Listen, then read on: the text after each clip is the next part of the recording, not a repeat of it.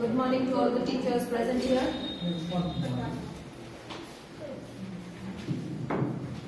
I'm Anuradha Pandey and I'm here to brief my topic on mental health, जो कि मानसिक स्वास्थ्य से रिलेटेड है। तो उसके बारे में हम लोग थोड़ा जानते हैं, आते हैं, देखते हैं क्या है क्या नहीं है, कैसे हम लोगों को अपना मानसिक संतुलन बना के रखना है, कैसे बच्चों को उस तरह से हम लोगों को तैयार करना है कि आगे चल के वो अपनी मानसिक स्थिति अच्छे से रख सके, अपने आप को अच्छे से कंट्रोल कर सके। First of all I brief on mental health. Mental health है क्या? तो mental health promotion is a positive effective approach involving any practice that enhances capacity for good mental health for the whole population through action at an individual, community and societal levels following an integrated approach. So mental health एक promotion है positiveness की तरफ, उसका effective approach होता है। किसी भी practice को लेकर कुछ भी हम लोग करते हैं, अगर हमारी मानसिक स्थिति सही नहीं रहती है तो हम अपने किसी काम पे फोकस नहीं कर सकते, हमारा कोई काम सही नहीं होगा। ये हमारे पूरे पॉपुलेशन के लिए, होल वर्ल्ड के लिए मेंटल हेल्थ बहुत इंपॉर्टेंट है, ताकि हमारा वर्ल्ड अच्छे से प्रोग्रेस कर सके, for its progression. According to the public health agency of Canada, ये मेंटल हेल्थ को क्या डिफाइन करता है? Mental health, the capacity of each and all of us to feel, think, act in the ways that enhance our ability to enjoy life and deal with the challenges we face in a positive sense of emotional and spiritual well-being that respects the importance of culture, equity, social justice, interconnections and personal dignity. तो Canada के agency के हिसाब से mental health को क्या define किया गया है? ये एक फीलिंग के तौर पे हमारी सोच या हमारे काम करने के तरीके को एनहांस करता है। कैसे हम लोग कोई भी काम करते हैं या किस प्रोसेस से, किस प्रोसीजर से उसको एग्जीक्यूट करते हैं, वो ज्यादा मायने रखता है। और अब इसके साथ साथ हम अपने लाइफ को भी कैसे एंजॉय करते हैं, वो भी बहुत ज्यादा मायने रखता है। ये एक पॉजिटिव सेंस ऑफ इमोशन है, हमारे इमोशन को पॉजिटिवली और स्पिरिचुअली तैयार करता है। अब मेंटल हेल्थ, अगर हमारी मानसिक स्थिति सही नहीं रहेगी तो भगवान को हम लोग क्या बोलेंगे? जब हमारी मानसिक स्थिति सही रहेगी, हम कुछ सोचने समझने की स्थिति में रहेंगे, तब ना हम समझेंगे कि हमारे साथ हो क्या रहा है या हमें आगे करना क्या है। तो उस करने के लिए हमें अपनी मानसिक स्थिति को पॉजिटिव रखना है, उसको बैलेंस रखना है। इसके बाद हम लोग ये डिस्कस करते हैं कि मेंटल हेल्थ प्रोमोट कैसे होता है, कैसे इसको प्रमोट किया जाता है। सबसे पहले है promoting harmony in the community through social networking. आजकल सोशल नेटवर्किंग का जमाना है, सोशल मीडिया बहुत ज्यादा एक्टिव है। तो सोशल नेटवर्किंग के जरिए भी हम लोग हार्मनी प्रमोट कर सकते हैं अपनी कम्युनिटी में। उस हिसाब से हम लोग अपने मेंटल हेल्थ को अच्छा से एग्जीक्यूट कर सकते हैं। सोशल नेटवर्क के जरिए हम अपने लोगों को अग्रसर बना सकते हैं मेंटल हेल्थ के प्रति। Secondly, reducing levels of violence in the community. अपने कम्युनिटी के वायलेंस को हम लोग कम कर सकते हैं। बहुत सारे वायलेंसेस आजकल होते हैं, ट्रैफिकिंग होते हैं, बहुत तरीके के चाइल्ड लेबर भी होता है। चाइल्ड लेबर भी एक तरह का वायलेंस ही है। Ensuring people are free from stigma and discrimination, इसको भी हम लोग अपने स्तर से बहुत कम कर सकते हैं। डिस्क्रिमिनेशन हमारे लेवल्स में बहुत ज्यादा है। अपर हो, हायर हो, ब्राह्मण है, शूद्र है, ये है, वो है, बहुत कुछ ऐसा होता है, हिंदू है, मुस्लिम है, ये डिस्क्रिमिनेशन बहुत चलता है। जेंडर, सही बात है। वो मेल है तो वो ज्यादा हाई लेवल का है, वो फीमेल है तो वो कुछ नहीं कर सकता है। ये तो हमारे लाइफ में आए दिन हम लोगों को सुनना ही पड़ता है। विमेन है तो वो काम क्यों कर रही है, मेल है तो उसको काम करना चाहिए। क्यों भाई, विमेन काम नहीं कर सकती है? ऐसा थोड़ा है। विमेन जब अपने घर पे पढ़ाई करती हैं या किसी तरह का कोई भी कोर्स करती हैं तो उसको आगे चल के क्यों नहीं अपनी लाइफ में उसको रख सकती हैं या उसके प्रति कोई भी पॉजिटिव थिंकिंग दिखा सकती हैं। या मान लीजिए किसी भी लड़की की अगर शादी हो जाती है और उसके ससुराल वाले उसको तैयार ही नहीं होते हैं कि नहीं आगे इसको नहीं पढ़ना है या आगे इसको कोई काम ही नहीं करना है। क्यों नहीं कर रहे हैं भाई? ये क्या है?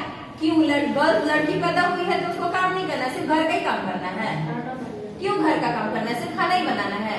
वो आगे बाहर जाके किसी तरह का कोई काम नहीं कर सकती हैं, पढ़ा नहीं सकती हैं, आगे चल के किसी तरह का कोई प्राइवेट जॉब, सरकारी जॉब नहीं कर सकती। क्यों नहीं कर सकती? बिल्कुल कर सकती हैं। इतना कैपेसिटी उन लोगों में भी है। और इस तरह से जब लड़कियों को डिमोरलाइज किया जाता है तो उनकी मानसिक स्थिति बहुत असर पड़ता है। वो अपने आप को दूसरों से हीन समझने लगती हैं। तो इस तरह का जो व्यू है, ये डिस्क्रिमिनेशन हम लोग सोशल मीडिया के द्वारा खत्म कर सकते हैं। इसको आगे बढ़ावा नहीं देते, उसको रोकना ही सबसे बड़ी समझदारी की बात है। अगर समझदार बनना है आपको तो इसको प्रोटेस्ट कीजिए। कहीं पे भी आप देख रहे हैं गलत तो प्लीज इसको रोकिए, नहीं तो आगे चल के बहुत बड़ी प्रॉब्लम में फंसने वाले हैं। अभी नहीं, हमारे बाद के सारे जनरेशन भी बहुत बड़ी प्रॉब्लम में फंसेंगे अगर इस तरह की रूढ़िवादिता रहेगी हमारे घर में। एवरीबडी, सबको ये कोशिश करना चाहिए कि हर तरह के जेंडर इक्वालिटी को मेंटेन करके रख सकें। Yes, we have lots of examples regarding this. We have lots of examples. Then we can promote the rights of people with a mental health disorder. कुछ ऐसे लोग हैं जो मेंटली डिसऑर्डर होते हैं, ठीक है, उनका मानसिक संतुलन ठीक नहीं होता है, लेकिन ऐसा हमेशा थोड़े होता है। कभी कभी किसी स्थिति में हो जाता है तो उसको हम लोग बढ़ावा नहीं देके हम लोग उसको रोक सकते हैं, बिल्कुल उसको कम कर सकते हैं। अगर उसको कम करना है तो हम लोगों को हर तरह का सपोर्ट उसको देना चाहिए। जहां उसको हमारे सपोर्ट की जरूरत है उसको वो सपोर्ट प्रोवाइड करना चाहिए, ताकि वो अपने आप को किसी से कम न समझे। वो ये ना सोचे कि मैं मेंटली डिसऑर्डर हूँ इसीलिए लोग मुझे प्रोत्साहित नहीं कर रहे हैं। Engaging in improving the facilities available for the treatment of mental health disorders in the community. तो हम लोग हमारे सोसाइटी में बहुत सारे मेंटल ट्रीटमेंट अवेलेबल हैं, जिसको हम लोग उनको उसमें इंगेज करके प्रोवाइड करके उसको ठीक भी कर सकते हैं, ना कि उसको दुत्कार के उसको दूर भगा के। हम लोग क्या कोई अच्छा काम थोड़े कर रहे हैं? अगर उनकी हेल्प करेंगे तो वो क्या होंगे, एक तरह से उनको अच्छा लगेगा कि चलो कम से कम कोई तो आया जो मेरी हेल्प कर रहा है। नहीं तो वो अपने आप को हीन ही समझेगा इस वर्ल्ड में, बिल्कुल अकेला। और सबसे बड़ी मेंटल डिसऑर्डर है अपने आप को अकेले समझना। अकेलापन सबसे बड़ा घातक इशू है इस वर्ल्ड में। अगर कोई अपने आप को अकेला समझेगा तो वो मेंटली रिटार्ड होते जाएगा। इसीलिए कभी ये मत समझिए कि हाँ हम अकेले हैं, नहीं, बिल्कुल नहीं। अगर आप किसी इंस्टीट्यूशन में काम कर रहे हैं तो वहां पे आपके कलीग्स हैं, घर पे हैं तो आपकी फैमिली है। अगर आप उनसे जुड़ेंगे तभी उनको अपने करीब पाएंगे। नहीं जुड़ेंगे, उनसे अलग रहेंगे तो बिल्कुल कोई जुड़ाव महसूस नहीं करेंगे और अलग ही समझेंगे। Educating people and increasing the knowledge of the community about mental health disorders.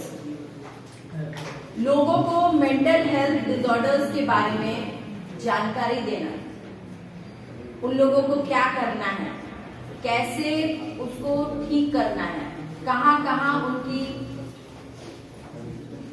Health departments हैं जहां वो ठीक हो सकते हैं, इस तरह का जो नॉलेज प्रोवाइड करना है, वो नॉलेज हम लोग उनको अपने आसपास दे सकते हैं, ताकि वो अपने आप को अकेला ना महसूस करें, अपने आप को उस मेंटल डिसऑर्डर से बाहर निकाल सके।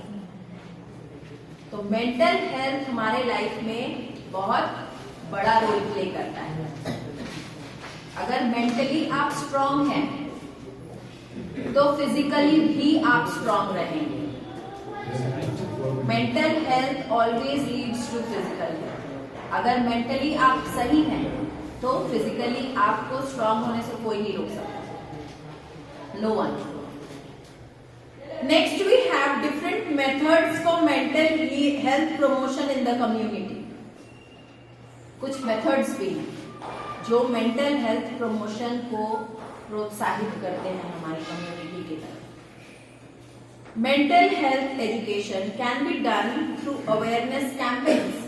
इसके लिए हम लोग कैंपेन्स भी कर सकते हैं, मार्च वगैरह होता है वो भी हम लोग कर सकते हैं फॉर मेंटल हेल्थ।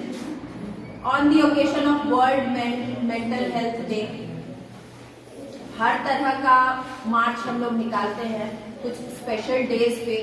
तो वर्ल्ड मेंटल हेल्थ डे पे भी हम लोग एक कैंपेन निकाल सकते हैं मेंटल हेल्थ डिसऑर्डर या प्रमोशन टू मेंटल हेल्थ के प्रति। वर्ल्ड सुसाइड प्रिवेंशन डे,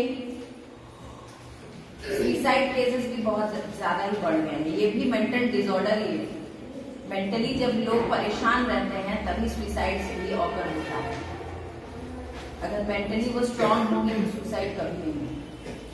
लोग अंदर ही अंदर परेशानी उनको खाई जाती है, जो सुसाइड करते हैं अंदर ही अंदर पूरी तरह से टूट जाते हैं तभी वो सुसाइड करते हैं। और एक तरह का ऐसा हार्मोन भी होता है हमारे बॉडी में जो कि बहुत ज्यादा विकसित हो जाता है उस समय सुसाइड करने के लिए, है ना Nikhil sir? It is the most cost-effective intervention in raising awareness and minimizing stigma.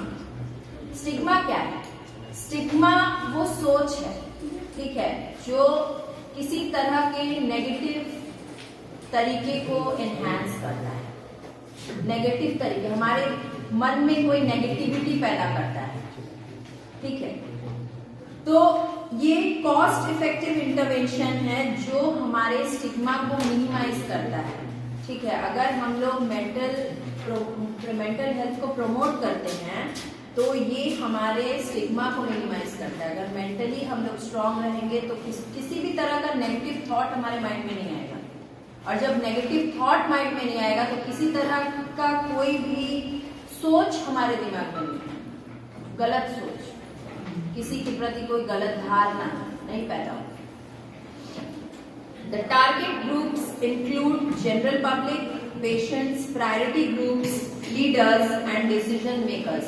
तो ये जो ग्रुप्स हैं मेंटल अवेयरनेस के लिए, जनरल पब्लिक है, पब्लिक ज्यादा इफेक्ट होता है मेंटल हेल्थ से, ठीक है। अगर वो मेंटली स्ट्रांग नहीं होता है तो हमारा जो वर्ल्ड है वो प्रॉपरली प्रोग्रेस नहीं कर पाता। पेशेंट्स ज्यादा अफेक्ट होते हैं मेंटल हेल्थ से। बहुत पेशेंट्स होते हैं जो कितने महीनों से हॉस्पिटल्स में होते हैं ड्यू टू सम डिजीज के चलते ही होते हैं। और जब बीमारी उनको बहुत पुरानी होती है तो वो मेंटली अंदर ही अंदर अपनी बीमारी को ये नहीं सोचते हैं कि क्योरेबल हो जाएगा, ये सोचते हैं कि अब मुझे बीमारी के साथ ही रहना।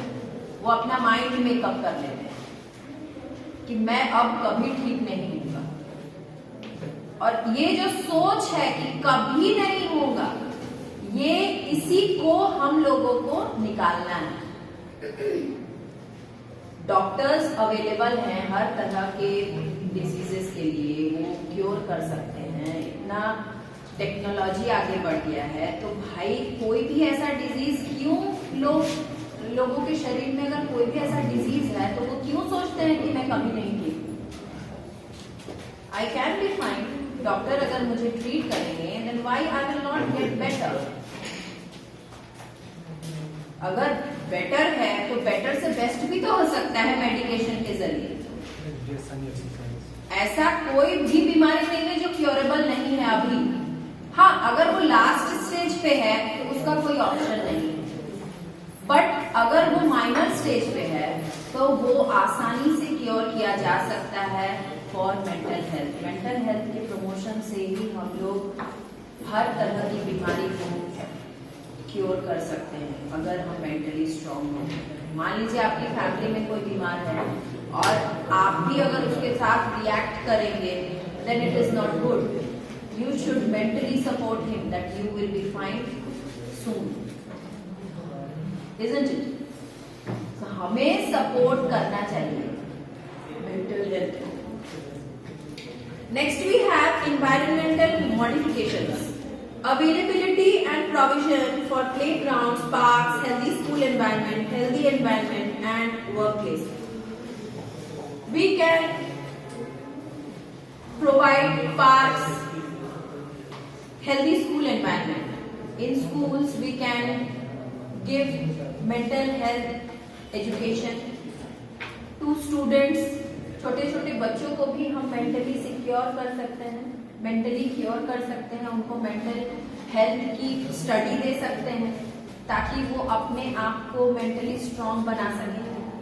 मेंटली स्ट्रांग बनेंगे तो वो फिजिकली भी स्ट्रांग रहेंगे। और छोटे बच्चों को जितनी आसानी से समझ में आएगी, क्योंकि उनको बचपन से ही सिखाया जाता है हर कुछ, और बचपन से ही जब वो सीखेंगे तो आगे चल के उनके लिए बहुत आसान हो जाएगा। स्कूल्स में हम लोग पार्क्स वगैरह बना सकते हैं, हमारा एनवायरनमेंट हम हेल्दी बना सकते हैं, हर तरह के हाइजीन प्रोवाइड कर सकते हैं। हाइजीन प्रोवाइड करेंगे तो ऑटोमेटिकली हेल्दी होंगे। हाइजीन नहीं रहेगा किसी तरह का तो ऑटोमेटिकली हम बीमार ही रहेंगे। अगर सफाई नहीं रहेगी कहीं पे भी तो आप किसी तरह से नहीं रह सकते हैं, पॉसिबल ही नहीं। अगर आपका आसपास क्लीन नहीं होगा तो आप कैसे हेल्दी रहेंगे। तो अपने आप को हेल्दी करने के लिए अपना एनवायरनमेंट भी साफ सुथरा रखना चाहिए। ये भी मेंटल हेल्थ का एक हिस्सा है, इसको भी हम लोगों को प्रमोट करना चाहिए। अब अपने घर में है, अपने घर का कूड़ा निकाल देते हैं और जाके बगल वाले के घर पे फेंक देते हैं, ऐसा क्यों है? अपने घर पे अपना घर साफ सुथरा करके बगल वाले का घर गंदा कर देते हैं। कोई बगल वाला इंसान नहीं है, वो भी तो इंसान है। बिल्कुल, बगल का एनवायरनमेंट आपको इफेक्ट नहीं करेगा, वो तो एक ही एनवायरनमेंट है। हवा पानी जो भी है वो तो आपके पास भी आएगा। घर अलग है, एनवायरनमेंट तो एक ही। घर अलग है, आपका एटमॉस्फेयर तो एक है, लेकिन कुछ लोगों को ये समझ ही नहीं आता। वो सोचते हैं कि हमारा घर साफ है तो ठीक है भाई, हम हेल्दी हैं, लेकिन बगल का घर अगर साफ नहीं है तो आप हेल्दी नहीं हैं। इसीलिए सबको अपना एनवायरनमेंट हेल्दी रखना चाहिए, ये सोच आप लोगों को निकाल देनी चाहिए। और ये नहीं निकलता है, ये मुझे भी पता है, बट हम लोग ट्राई तो कर सकते हैं। Yes, obviously our health always depends on our atmosphere and surroundings, इसको कोई डिनाई नहीं कर सकता। Then we can provide life skill education, जो हमारे लाइफ के स्किल्स से रिलेटेड होते हैं। It is a method of health promotion that seeks to teach adolescents and deal effectively with the demands and the challenges everyday life.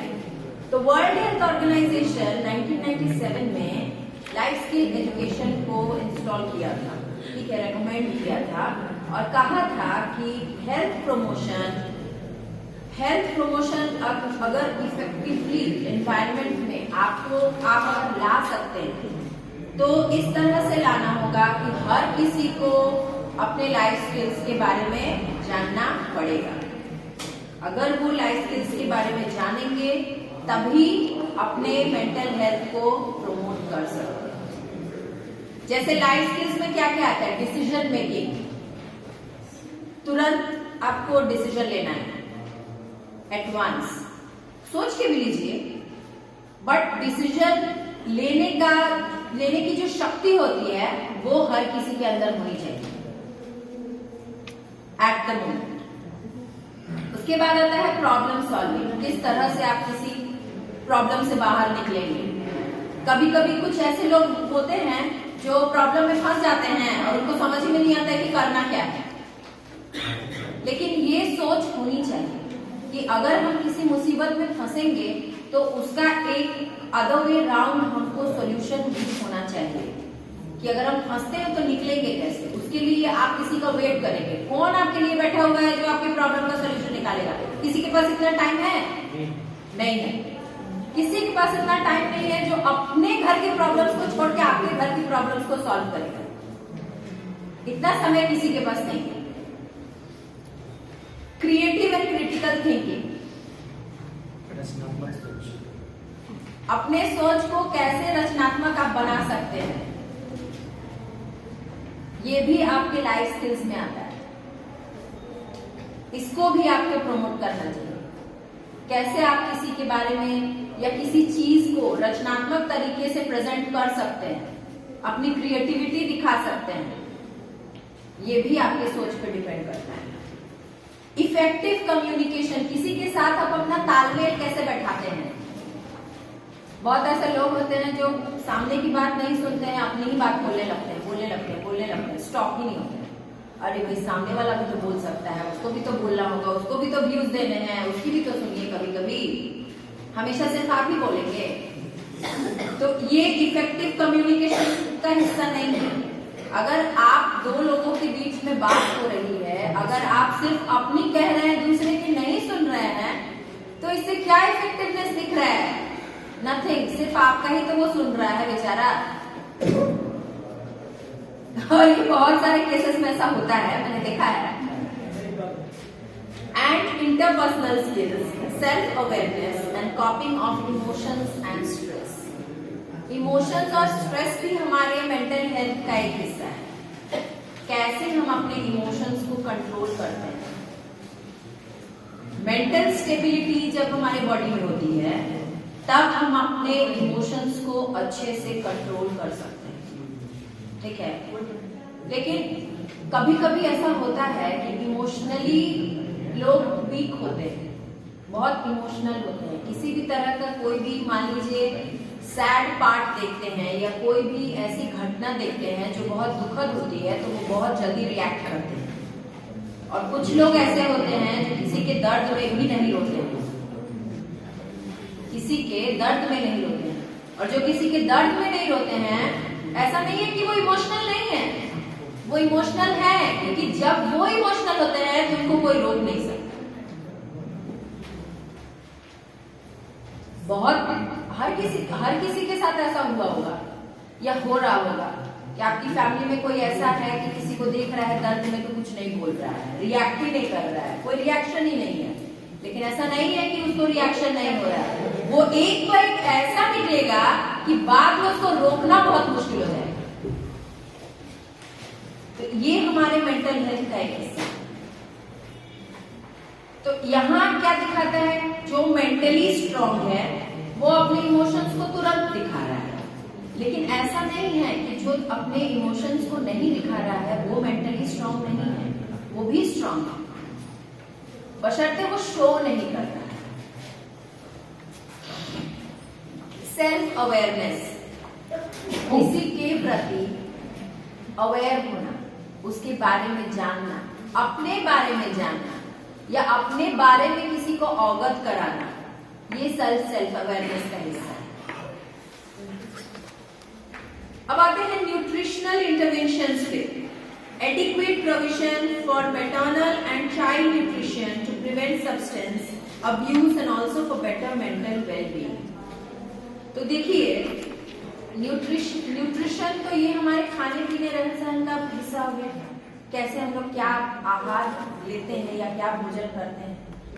तो उस हिसाब से अगर मान लीजिए छोटा बच्चा है उसको प्रॉपर न्यूट्रिशन नहीं मिलेगा तो उसकी डेवलपमेंट रुक जाएगी, वो बढ़ेगा ही नहीं। और अगर वो नहीं बढ़ेगा तो उसका मेंटल स्टेट ही बिगड़ जाएगा, वो मेंटली भी स्ट्रांग नहीं होगा, फिजिकली भी स्ट्रांग नहीं होगा। तो जब वो मेंटली भी स्ट्रांग नहीं होगा और फिजिकली भी स्ट्रांग नहीं होगा तब उस पे हावी हो जाएगा उसका मेंटल डिसऑर्डर। ठीक है, तो न्यूट्रिशन भी मेंटल हेल्थ में बहुत ज्यादा मायने रखता है।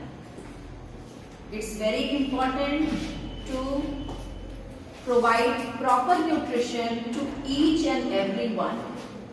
हर किसी को प्रॉपर न्यूट्रिशन लेना चाहिए for the proper growth of mental and physical environment, physical body, mental health, ये सब के लिए न्यूट्रिशन बहुत जरूरी है। मेंटल हेल्थ को एब्यूसिव तरीके से बचाना। यहाँ एब्यूसिव ये नहीं हुआ कि आप स्लैंग लैंग्वेज यूज करिए, जो भी है, नॉट दैट। अब्यूज का मतलब है किसी भी गलत तरीके से मेंटल हेल्थ को प्रमोट नहीं करना है। गलत तरीके से इन द सेंस कोई अगर परेशानी में है तो उसको ऐसे ही नहीं छोड़ देना है, जाइए कम से कम उससे ये तो पूछिए कि आपको हुआ क्या है। ये मेंटल हेल्थ के साथ साथ ये तो आपकी सोच पे भी डिपेंड करता है कि आप किस तरह से सोच रहे हैं उसके बारे में, क्या सोच रहे हैं। थोड़ा अंदर से आपको सॉफ्ट होना पड़ता है। अगर आप सॉफ्ट होंगे तभी किसी की परेशानी में आप हिस्सेदार बन सकते हैं, उसकी परेशानी का प्रॉब्लम सोल्यूशन निकाल सकते हैं। नहीं, अगर आप सॉफ्ट हैं, आपके पास हार्ट ही नहीं है, हार्ट सिर्फ नाम के लिए है, then it is not possible for you to cope up with any of the students or any of the family members. अगर आप ऐसा सोच ही नहीं सकते हैं, आपके पास दिल ही नहीं है, तो आप क्या उसकी प्रॉब्लम का सोल्यूशन निकालेंगे? कुछ नहीं, नथिंग। वहां पे आपका मेंटल हेल्थ भी जीरो ही हो जाएगा। क्यों जीरो हो जाएगा? वहां पे आप मेंटली अपनी फैमिली के साथ नहीं हैं। तो हमारी बॉडी के जितने पार्ट्स हैं वो सब इंटर रिलेटेड हैं। एक बात हमेशा याद रखिएगा, वो सारे इंटर रिलेटेड हैं। आंख जो देख रहा है, दिमाग उसी के बारे में सोचेगा। आंख जो नहीं देख रहा है, वो दिमाग कैसे सोचेगा? नहीं सोचेगा। Lifestyle and behavioural modifications. Mental health हमारे लाइफस्टाइल और बिहेवियर पे भी डिपेंड करता है। हमारा बिहेवियर कैसा है, हमारा लाइफस्टाइल कैसा है। ठीक है, अगर आप मेंटली वीक हैं तो आपको तो ये पता ही नहीं रहेगा कि आपको पहनना क्या है, खाना क्या है, करना क्या है। अगर आप मेंटली स्ट्रांग नहीं हैं, मेंटली स्ट्रांग होंगे तब आपको पता चलेगा कि आपको पहनना क्या है, आपको करना क्या है, आपको किसके साथ जाना है, आपको किसके साथ रहना है, क्या करना है। ठीक है, अपनी आइडेंटिटी भी मेंटली अगर आप स्ट्रांग हैं तभी बिल्डअप कर सकते हैं। अगर आप मेंटली स्ट्रांग नहीं हैं तो आपकी आइडेंटिटी जीरो है। It is very important for the individuals to stay away from substance abuse, violence, and practice healthy lifestyle, which includes yoga, meditation, and physical activity for a positive mental being.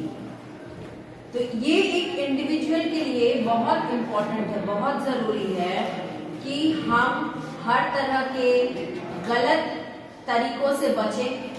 ठीक है, गलत तरीके से अगर बचे रहेंगे, violence से बचे रहेंगे। वायलेंस इन द सेंस क्या? जाके किसी का मर्डर थोड़े करना है, नहीं, मारपीट से दूर रहना है। ठीक है, मारपीट से दूर रहना है। आप कोई कुछ बोल रहा है, आपको बर्दाश्त नहीं हुआ, आप उसको पीट दिए, नहीं, ऐसा नहीं करना है। यही तो आपकी मेंटल स्टेट को दर्शाता है कि आप मेंटली कितने स्ट्रांग हैं। अगर आप मेंटली स्ट्रांग हैं तो आप अपने गुस्से को कंट्रोल कर सकते हैं, आपका गुस्सा आपके कंट्रोल में रहेगा। और मेंटली स्ट्रांग नहीं है तो गुस्सा आप पे हावी हो जाएगा, जो कि आपके लिए और समाज के लिए बहुत ज्यादा हानिकारक है। तो ये जो प्रोसेस है मेंटल हेल्थ का, प्रमोशन ऑफ मेंटल हेल्थ का, ये हम लोग हेल्दी कैसे रख सकते हैं? बहुत सारे तरीके हैं। जैसे हम लोग योगा कर सकते हैं, मेडिटेशन कर सकते हैं, एक्सरसाइजेस कर सकते हैं। जैसे हमारे प्रताप सर डेली करते हैं एक्सरसाइज, तो एक्सरसाइजेस हम लोग कर सकते हैं मेंटल हेल्थ को बरकरार रखने के लिए, मेंटली स्ट्रांग रहने के लिए। और एक्सरसाइज सिर्फ मेंटली स्ट्रांग नहीं रखता है, ये फिजिकली भी स्ट्रांग रखता है। लोग फिजिकल भी स्ट्रांग रहते हैं, तो इसीलिए हमें योगा करना चाहिए, एक्सरसाइजेस करने चाहिए, मेडिटेशन करनी चाहिए। अगर आप मेडिटेशन करते हैं डेली तो आप अपने आप को मेंटली और फिजिकली स्ट्रांग पाएंगे और एनर्जेटिक फील करेंगे।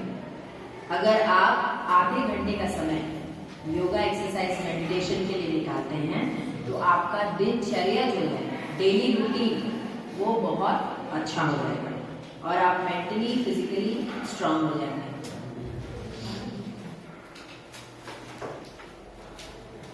अब स्टिग्मा है क्या? Stigma arises when someone sees you in a negative way. Stigma पैदा कैसे होता है? जब कोई आपको नेगेटिवली देखता है, ठीक है, नेगेटिवली देखने का ये मतलब नहीं है कि बुरी निगाह से देखना, नहीं, उसकी सोच नेगेटिव होती है आपके प्रति।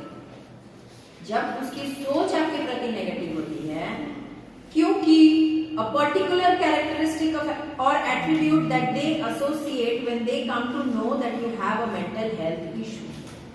मान लीजिए आपको देख के लगता है आपने नया कहीं ज्वाइन किया, ऐसा हर किसी के साथ होता है। नए आप किसी इंस्टीट्यूशन में जाते हैं तो सबसे तो आप परिचित होते नहीं हैं, आपको किसी एक या दो लोगों से ही परिचय होता है और सामने जो भी कलीग्स आपके होते हैं वो आपको अजीब निगाहों से देखते हैं कि मतलब ये किस टाइप का इंसान है, किस टाइप का बंदा है, कैसा है। और अगर आप बात करते हैं तो ठीक है, और नहीं बात करते हैं तो सबसे पहला जो थॉट आता है किसी के माइंड में वो ये होता है कि बहुत घमंडी है,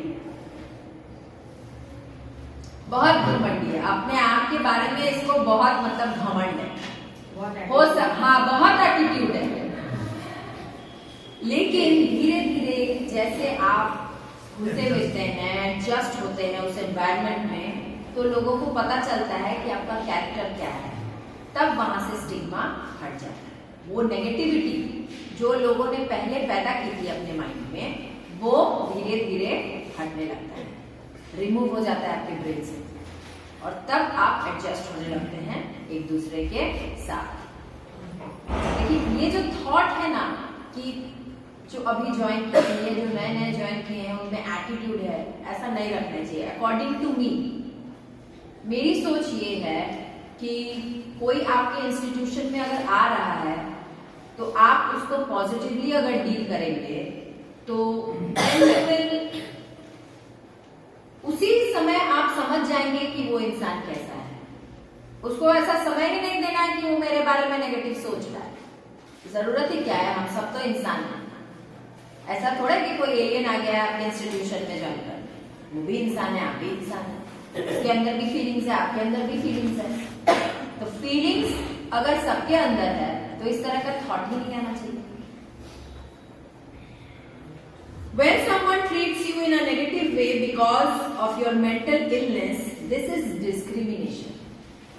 तो जब आप मेंटली स्ट्रांग नहीं होते हैं और सामने वाला जब आपको सोच रहा है कि आप मेंटली वीक हैं, तो ये डिस्क्रिमिनेशन पैदा करता है।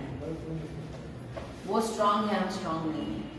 तो ये जिसके बारे में ये धारणा बनती है वो अपने आप को हीन समझने लगता है कि मैं इस इंस्टीट्यूशन के लायक ही नहीं हूँ। आप क्यों लायक नहीं है भाई? आपका जो इंटरव्यू लिया है वो तो कुछ सोच समझ के ही लिया होगा, आपकी डिग्रियां देखकर, आपके स्टेटस को देखकर ही ना लिया होगा। अब सामने वाला अगर आपको नहीं समझ रहा है तो इसमें उसकी गलती, इट्स हिज प्रॉब्लम और it's not problem. You are fit for this institution, इसीलिए आप रिक्रूट हुए हैं, otherwise you will not be recruited. उसी समय आपको लोग कह देते no you not fit for our institution. इस तरह का हीन भावना लोगों को नहीं पैदा करनी चाहिए अपने अंदर, नहीं तो बहुत दिक्कत होती है एडजस्टमेंट में किसी के साथ। और सिर्फ इंस्टीट्यूशन की बात नहीं है, फैमिली में भी ऐसा नहीं करना चाहिए।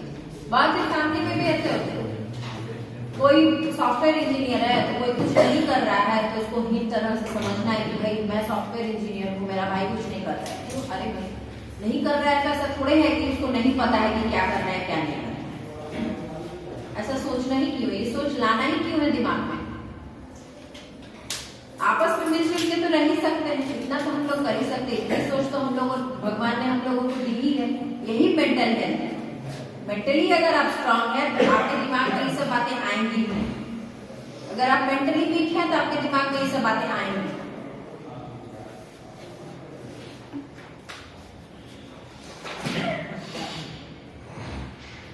अब देखिए पब्लिक स्टिग्मा, पब्लिकली स्टिग्मा कैसे पैदा होता है?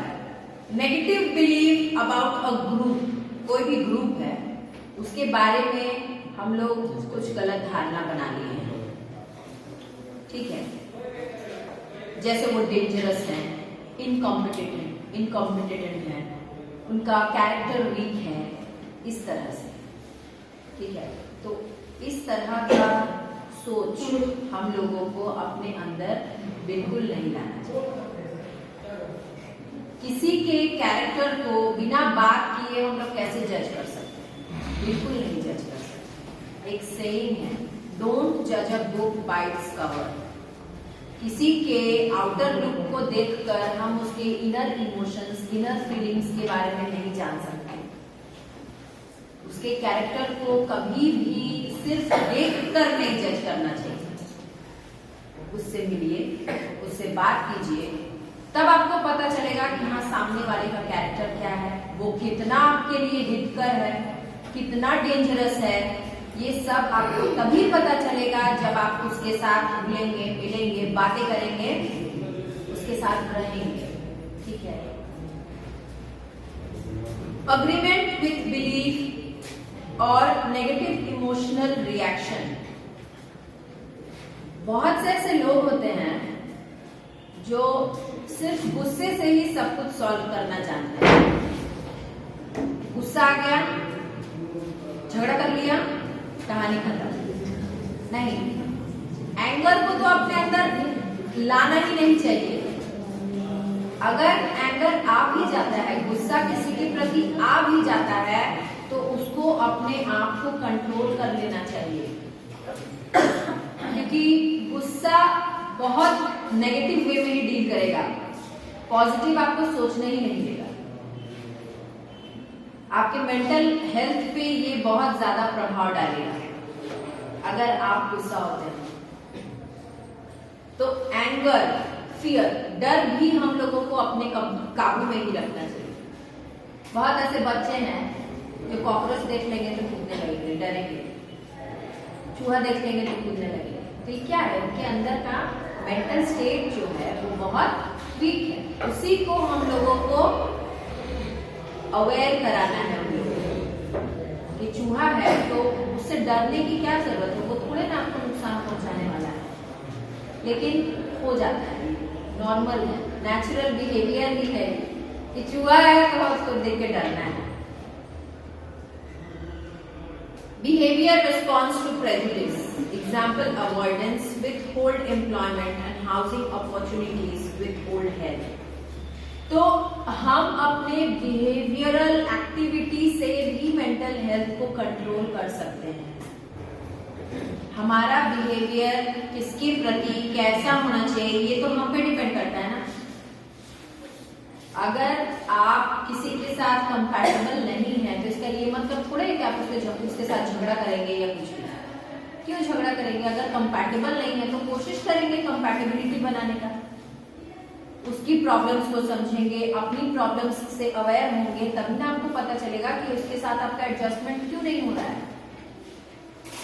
तो एडजस्टमेंट ही मेंटल हेल्थ का एक हिस्सा है।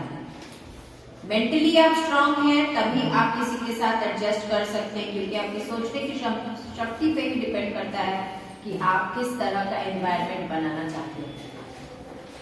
आपकी सोच पे ही डिपेंड करता है। अगर आपका थिंकिंग अच्छा है तो आप हर तरह का रिलेशन, हर तरह के सिचुएशन को हैंडल कर सकते हैं।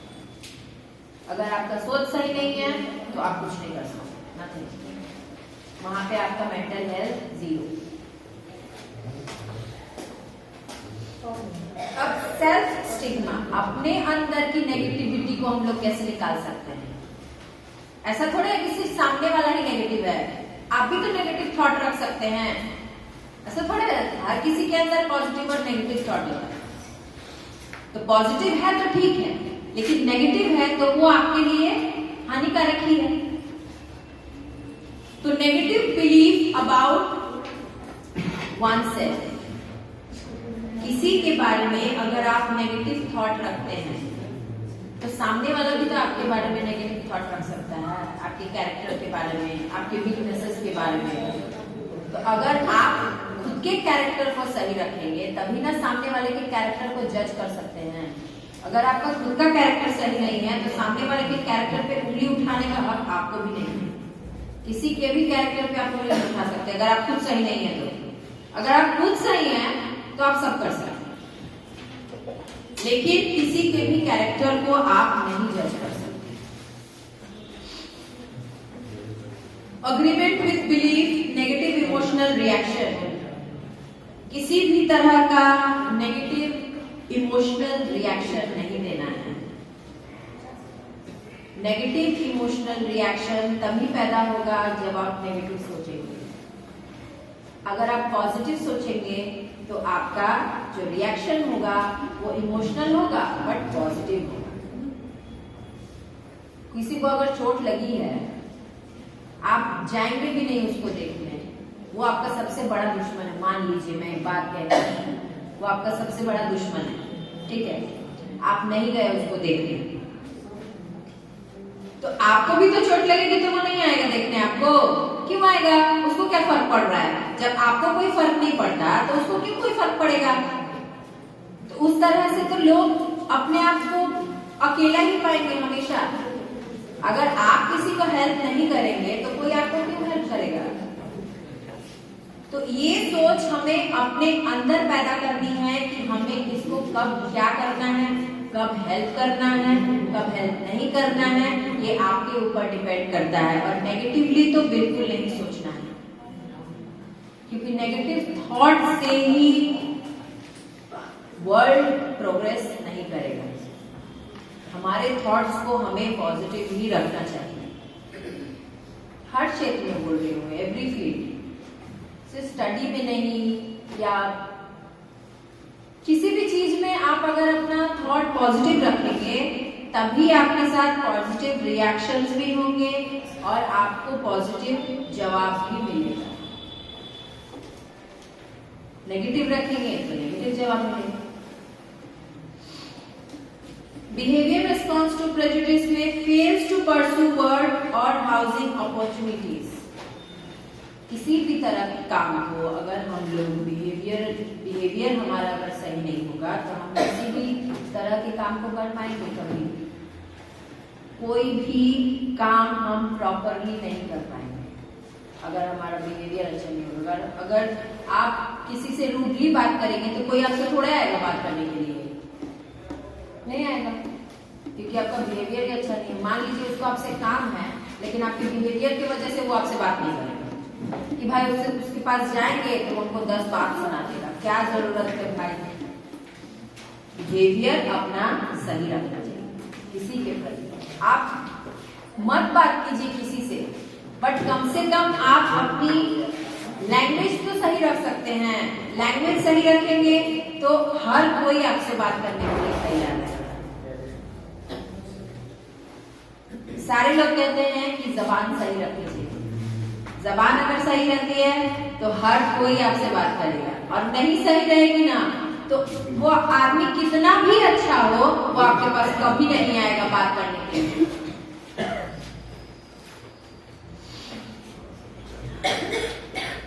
अब आते हैं, how can you minimise stigma and discrimination. तो इस तरह के नेगेटिव थॉट्स और डिस्क्रिमिनेशन को हम लोग कैसे कम कर सकते हैं? Educate the person with mental illness and their caregivers. जो मेंटल इलनेस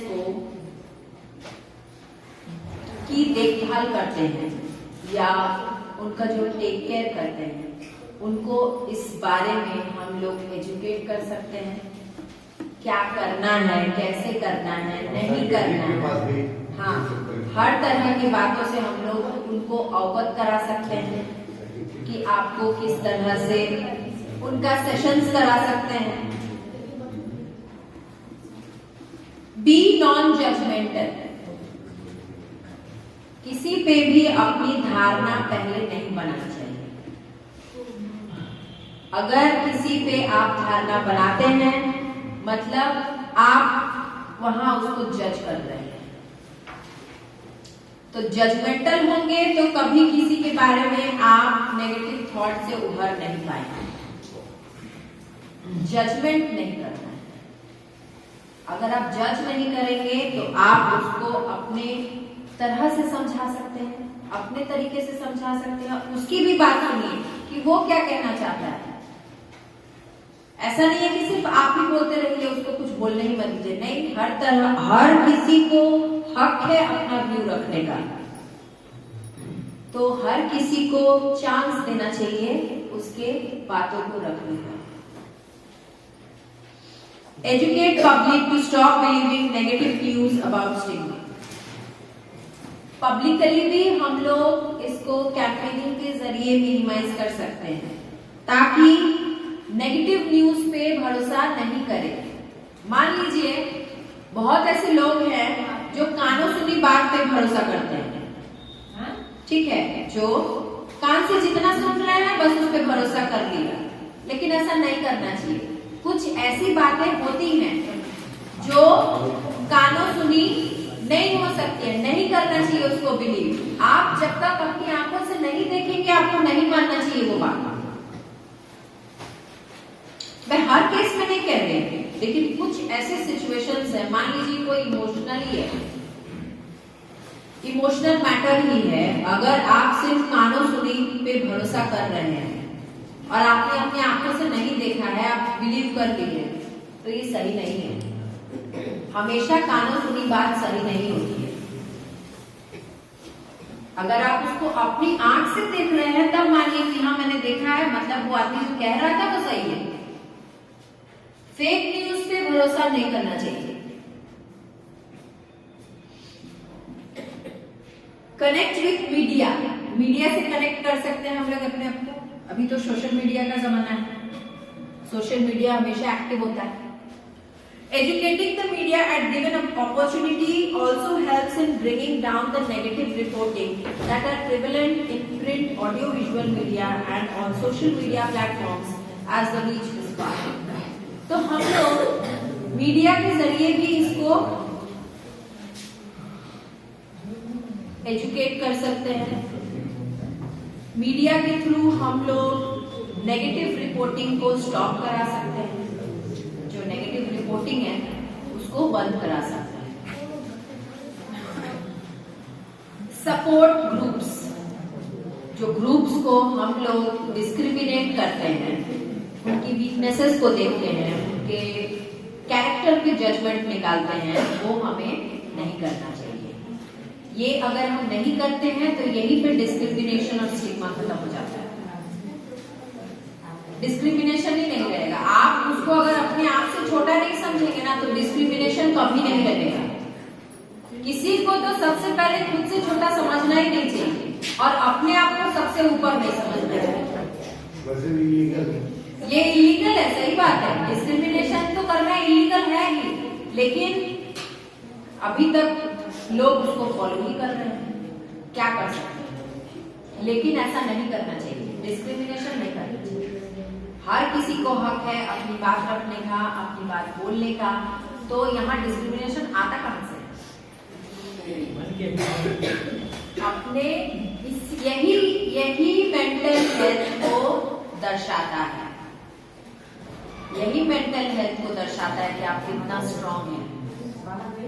अगर आप स्ट्रांग हैं तो आप में सोचने समझने की क्षमता है, तो अगर आप सोचने समझने की क्षमता रखते हैं तो आप किसी को अपने से छोटा नहीं समझेंगे, और अगर नहीं रखते हैं, जानते बूझते ये करते हैं, तो ये तो बहुत बड़ा गुनाह है, ऐसा नहीं करना चाहिए। भगवान ने हर किसी को बराबर पैदा किया है और हर किसी के पास वो कैपेसिटी है कि वो अपने आप को बिल्डअप कर सके।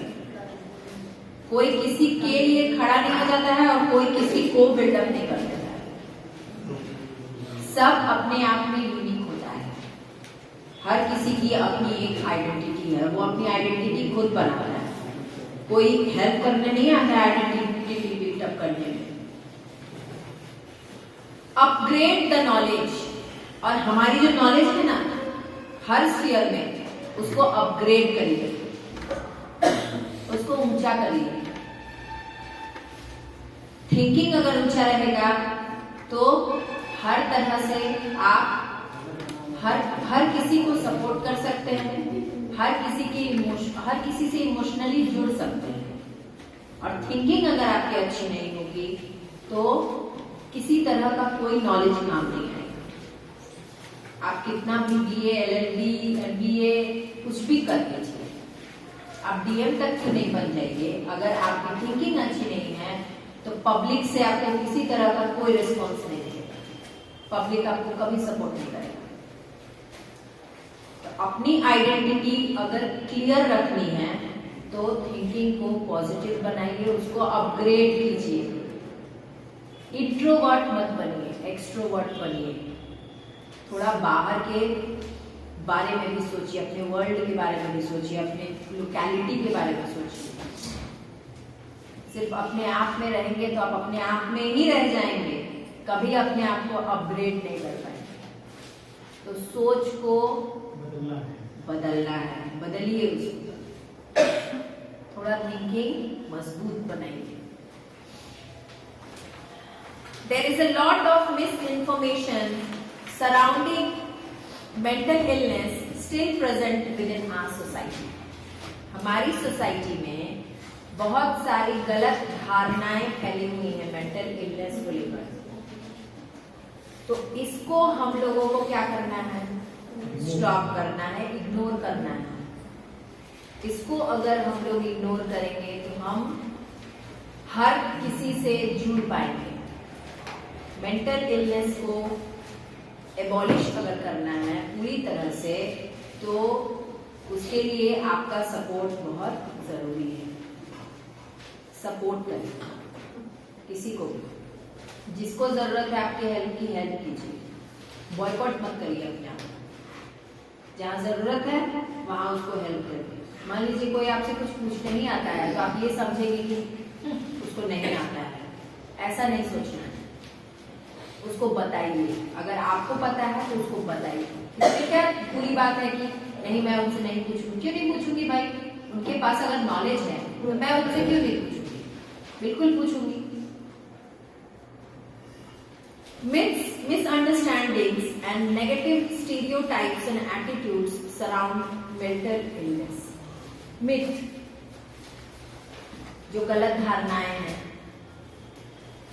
या मिसअंडरस्टैंडिंग्स होती हैं, हर किसी के रिलेशन में मिसअंडरस्टैंडिंग होती है, लेकिन उस मिसअंडरस्टैंडिंग को कभी अपने ऊपर हावी नहीं होने देना चाहिए। और नेगेटिव थॉट्स तो हमें अपने माइंड्स में बिल्कुल नहीं लाना चाहिए। कभी कभी वो आ जाता है तो कभी कभी ही ठीक है, हमेशा के लिए वो ठीक नहीं, जो कि हमारे मेंटल इलनेस पे बहुत ज्यादा हावी हो जाता है। इसको हम लोगों को रोकना चाहिए। बहुत सारे मिथ्स और फैक्ट्स हैं मेंटल इलनेस को लेकर, मेंटल हेल्थ को लेकर।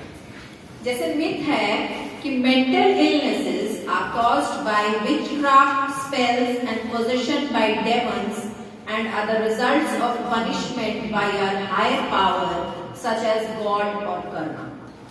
मतलब भगवान ये कहते हैं मेंटल इलनेस जिसको होता है क्यों कॉज होता है, क्योंकि ये जो यमराज वगैरह होते हैं ना, लोग कहते हैं कि बुरे कर्म कर रहे हो तो तुमको नर्क में भी जगह नहीं मिलेगी, ऐसा लोग कहते हैं। बुरे कर्म कर रहे हो तो नर्क में भी जगह नहीं मिलेगी। लेकिन इसका फैक्ट क्या है, mental illnesses are the results of disturbances in usual brain function, आपका ब्रेन जब प्रॉपरली फंक्शन नहीं करेगा तभी किसी तरह का मेंटल इलनेस आपको होगा। That leads to difficulties with the control of feelings, thinking and behaviour.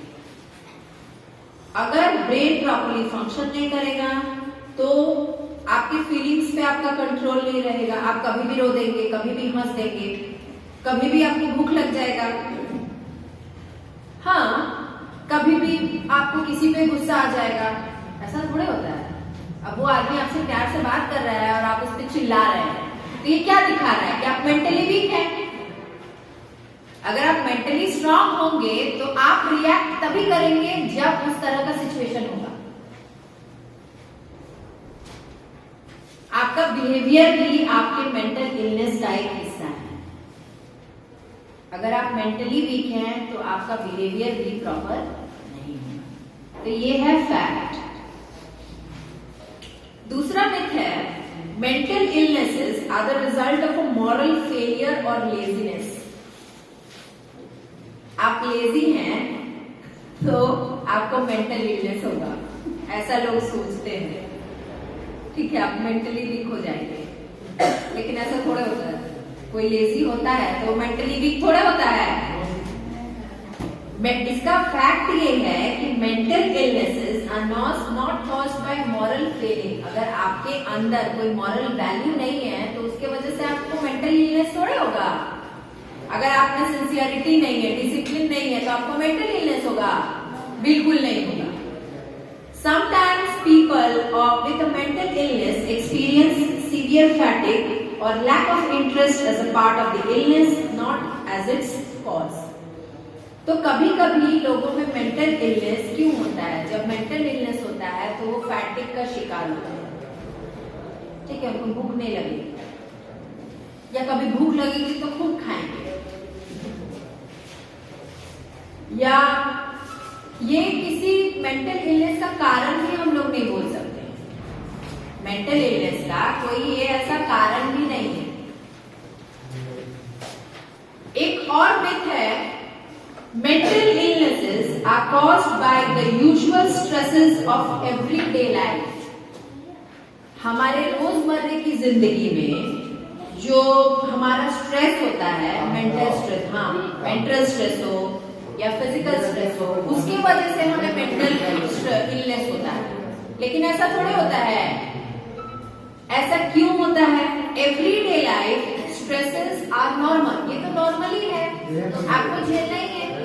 And necessary for learning and developing life skills, जो कि पढ़ने और डेवलप करने में अपने लाइफ स्किल्स को हेल्प भी करता है। ठीक है, they do not cause mental illness. ये मेंटल इलनेस कभी पैदा नहीं करते।